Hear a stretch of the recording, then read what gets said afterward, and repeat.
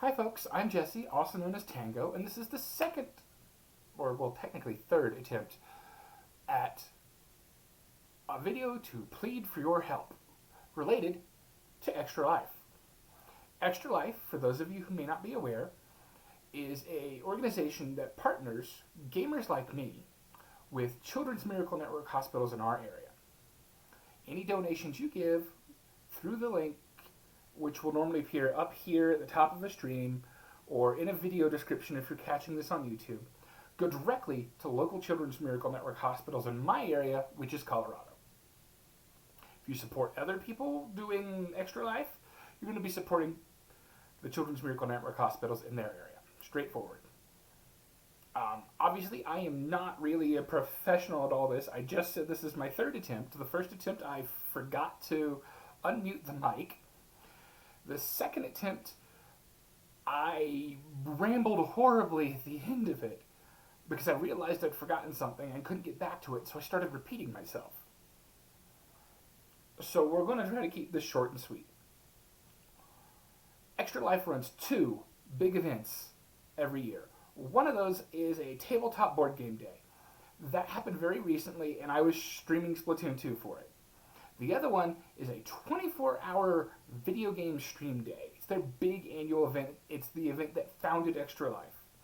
Now, I split that up over 3 days. I do 8 hours a day for 3 days. The target day, if you're doing a 24-hour stream, is the first Saturday of the first full weekend in November. So I will do Friday, Saturday, Sunday, 8 hours a day. I've already taken the Friday off. I think this year I took the Monday off just so I could relax. Because believe it or not, playing video games for 8 hours a day is actually kind of wearying. What I need from you all, other than your money to help the kids in need, is your ideas. I don't remember what I streamed year one. Year two, I streamed two of my favorite Square Enix games and a unplayed Square Enix game. Those were Chrono Trigger, Secret of Mana, and World of Final Fantasy, which I am never touching again. Last year, I streamed Ori and the Blind Forest the entire time. And then I did some follow-up streams after it.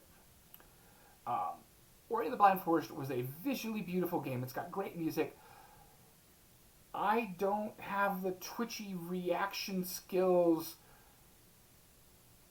needed to get through the later, like the last temple escape sequence very well, or the last chase sequence very well.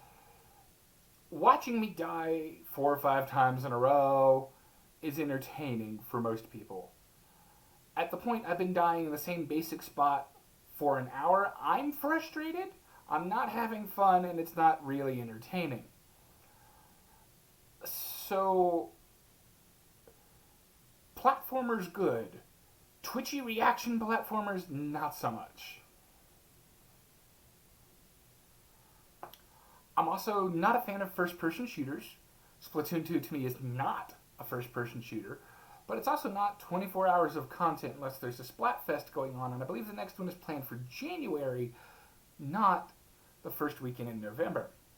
And I don't know that I want to do 24 hours of Splatoon over 3 days. As I normally do the Splatfest for about 8 hours right now. I do enjoy Guild Wars 2 to open world MMO. I've considered streaming Final Fantasy XIV, but I'm getting mixed feedback from friends as to whether or not the early part of that game is suitable to a solo player. I've reached out to other friends who play Guild Wars 2. We've considered doing Guild Wars 2 from the beginning without using the many accumulated level up tomes that we've got over the past 8 years. Literally treating it like a new player experience where the only advantage we have over a new player is we know where everything is. You've also seen me stream Bubble Bobble, Mario Kart, Secret of Mana, Trials of Mana. XCOM is out right now still. I don't feel comfortable streaming a game that portrays good cops. Because while I acknowledge there are good cops out there somewhere, good cops are not the ones making the news right now. want a game that's interactive. I enjoy Civilization 6. I enjoy SimCity. These are not particularly interactive with you, the viewers. If you all are reacting to the game and then I can react to you, that's a lot easier than me being the sole driver for interaction. So in the description to this video, I'm going to post a link to my current Steam wishlist. I'd post a link to the current game library as well, but I haven't found a way to do that. If you know how to do that, comment, please. I'm also looking for donation incentives. In May, I did a thing where we raised $650 and I dyed my hair. First time ever in my life. Orange here, silver down the sides.